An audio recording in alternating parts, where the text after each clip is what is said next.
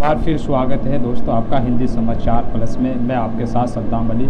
इस वक्त हम पहुंचे हैं कस्बा लंडौरा के इमदादुल इस्लाम मदरसे के अंदर, जहां हमारे साथ ईद उल अज़हा को लेकर और कावड़ यात्रा को लेकर चर्चा करने के लिए वो हस्ती हमारे साथ मौजूद है जो अपने आप में एक पहचान रखती है, जो आलिम है और दीन की बहुत सारी जानकारी रखते हैं और दारुल उलूम देवबंद के उस्ताद है और पूर्व अध्यक्ष रहे जमीयत उलमा हिंद के। और हमारे साथ चर्चा के लिए मौजूद है मुफ्ती रियासत अली, जो अपने आप में एक शख्सियत है और हमेशा जो है इंसानियत की बात करते हैं, भाईचारे की बात करते हैं और आपस में प्यार मोहब्बत की बात करते हैं। आइए उनसे चर्चा करते हैं। मुफ्ती साहब, आपका स्वागत है हमारे चैनल पे। जी शुक्रिया, जज़ाकुमुल्लाह।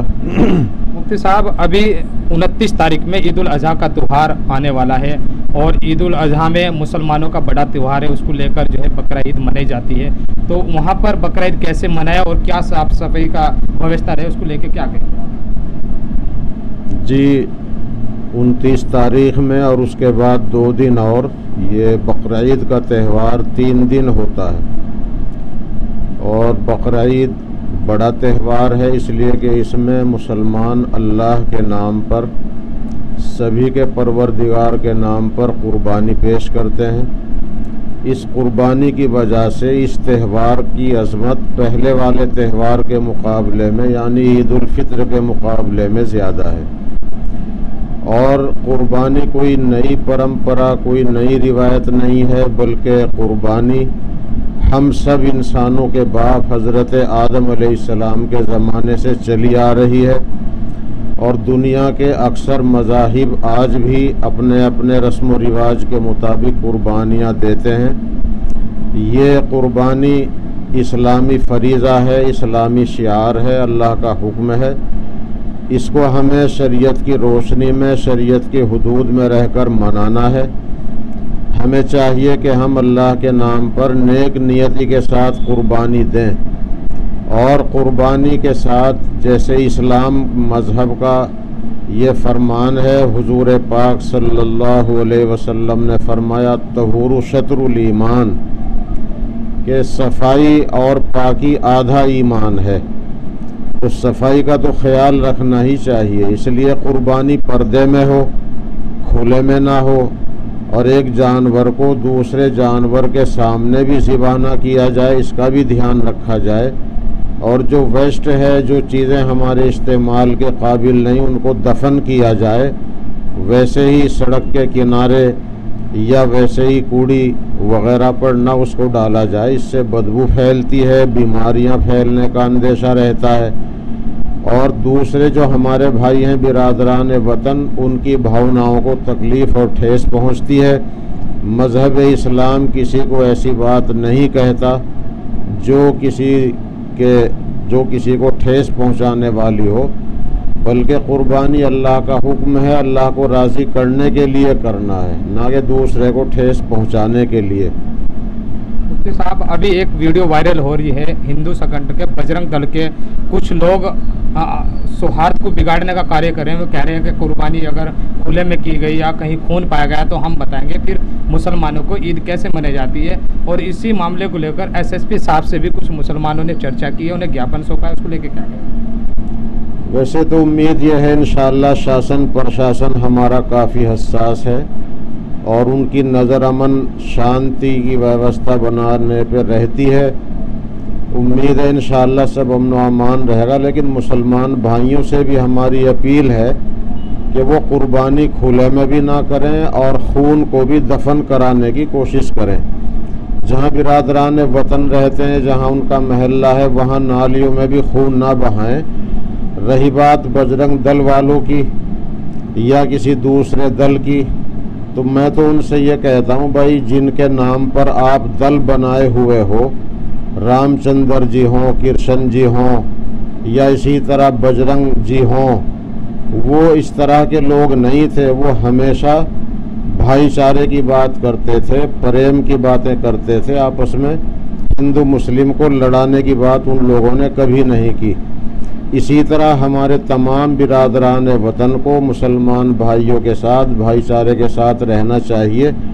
जैसा कि तकरीबन 1350 साल 1400 साल से भारत के अंदर भी रह रहे हैं। इसी तरीके से मुसलमानों को चाहिए कि मुसलमान भी ऐसी जगह कोई ऐसा काम करने से बचें कि जिससे कोई शांति भंग होने का अंदेशा हो। जैसे हर की पौड़ी पर अगर वो मुसलमान गया है तो वहाँ बिरादरान वतन में से किसी ने उसको भगाया है, तो देखने के लिए और घूमने के लिए, टहलने के लिए मुसलमान भी जा सकता है, हर की पौड़ी पे भी जाता है। इसी तरह वहाँ तीर्थ स्थान हैं और बहुत सारी जगह हैं हरिद्वार में, वहाँ भी मुसलमान भी जाते हैं, सिख भाई भी जाते हैं, ईसाई भी जाते हैं।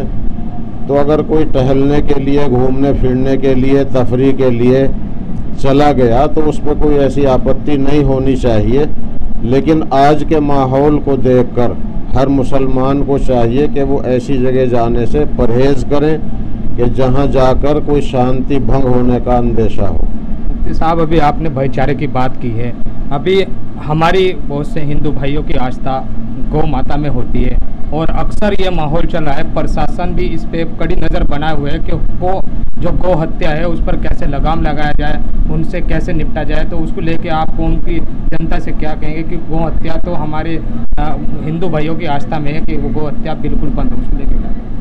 हमारे बड़े कायद मिल्लत जमीयत उलमा हिंद के कौमी सदर मौलाना अरशद मदनी साहब, इसी तरह दारुल उलूम देवबंद के अकाबिर, ये सभी हजरात अपील करते रहते हैं कि जब हमारी कुर्बानी ऊँट में और भैंसे में हो जाती है, भेड़ दुम्बा बकरे बकरी में हो जाती है, तो हम गाय की कुर्बानी से गुरेज करें। गाय की कुर्बानी अगरचे शरीयत में जायज़ है, लेकिन जब यहाँ सरकार ने पाबंदी लगा रखी है तो गाय की कुर्बानी करना कोई ज़रूरी नहीं। और मुझे उम्मीद यह है कि मुसलमान ऐसा नहीं करेगा कि वो अपनी ईद को भी ख़राब करे और शांति भंग करे। और मेरी भी अपील यही है कि गाय की कुर्बानी से गुरेज करते हुए भैंसे में और दुम्बे में, भेड़ में, बकरा बकरी में कुर्बानी करें और गाय की कुर्बानी से मुकम्मल परहेज़ करें।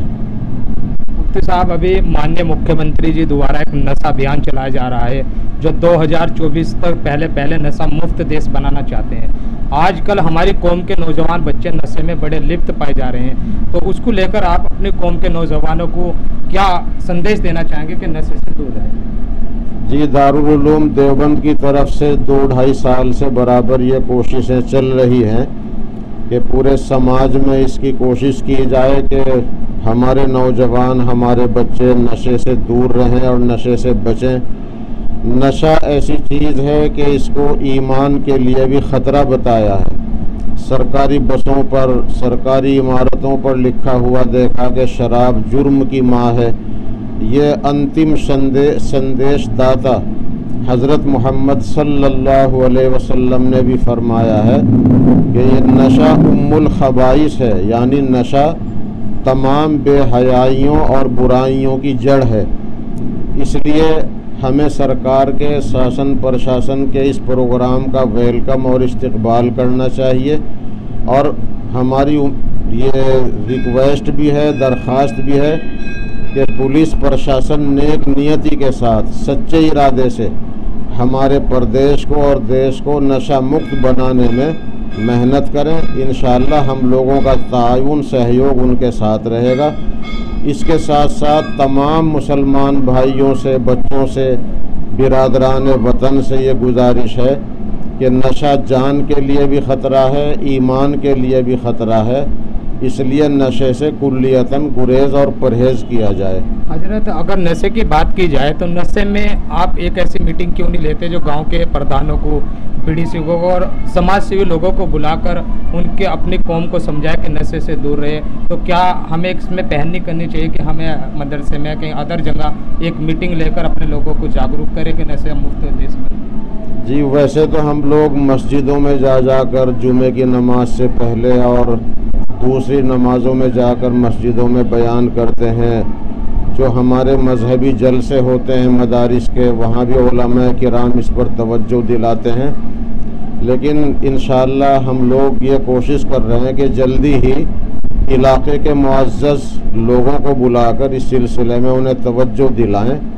इंशाअल्लाह इस पर हम जल्दी ही कोई मीटिंग बुलाने वाले हैं। मुफ्ती साहब, अभी कावड़ यात्रा भी शुरू होने वाली है और ईद उल अज़हा का पर्व भी शुरू होने वाला है। दोनों त्यौहार नज़दीक पड़ रहे हैं, तो उसको लेकर आप जनता की क्षेत्र से की जनता से क्या अपील करना चाहेंगे? अल्लाह का शुक्र है, भारत के अंदर 13 सदियों से ज़्यादा हो गए हिंदू मुस्लिम सिख ईसाई मोहब्बत प्यार से रहते हुए और मोहब्बत प्रेम से अपने अपने त्यौहार मनाते हुए। मुझे उम्मीद यह है कि चाहे ईद के दिन भी कावड़ यात्रा हो, जब भी इंशाअल्लाह अमन शांति बनी रहेगी और मुसलमानों की तरफ से भी इंशाअल्लाह हिंदू भाइयों को हमारे जो ये शिवरात्रि आते हैं यात्री, उन्हें कोई दिक्कत नहीं होगी, बल्कि मुसलमानों की बस्तियों से जहाँ जहाँ से वो गुजरेंगे उनके लिए पानी वगैरह का इंतज़ाम भी मुसलमान करेंगे इंसानियत के नाते, क्योंकि इंसानियत मज़हब से ऊपर उठकर है। इसलिए मैं अपील करता हूँ अपने तमाम मुस्लिम भाइयों से भी कि कावड़ यात्रा में 5-7 दिन 10 दिन जो ये बड़ा अहम मामला होता है, पर इंसानियत मज़हब से ऊपर उठकर है। इसलिए मैं अपील करता हूँ अपने तमाम मुस्लिम भाइयों से भी कि कावड़ यात्रा में 5-7 दिन 10 दिन जो ये बड़ा अहम मामला होता है, प्रशासन के लिए बड़ी दिक्कतें रहती हैं। हम प्रशासन का सहयोग भी करें और आने वाले लोगों को अपना मेहमान समझें। हम हरिद्वार में रहते हैं, हम उत्तराखंड में रहते हैं। हरिद्वार में आने वाले हमारे भाई वो हमारे सबके मेहमान होंगे और मेहमान की खिदमत करना ये हमारे नबी का हुक्म है, अल्लाह का हुक्म है। मुहम्मदुर रसूलुल्लाह सल्लल्लाहु अलैहि वसल्लम ने गैर मुस्लिम मेहमान की भी वही तवाज़ो की है, ज़ियाफ़त की है जो एक मुसलमान की है। बहुत बहुत शुक्रिया मुफ्ती साहब, आपका हमारे साथ चर्चा करने। शुक्रिया बहुत बहुत। अल्लाह करे आपके माध्यम से हमारी ये बात तमाम भाइयों तक बहनों तक पहुँचे और अल्लाह करे इसमें असर भी हो और हमारे देश परदेश में अमन सलामती रहे। ये थे हमारे साथ चर्चा पर मुफ्ती रियासत अली, जिन्होंने बेखौफ होकर अपनी बात रखी है, अपनी चर्चा में अपनी बात को रखा है।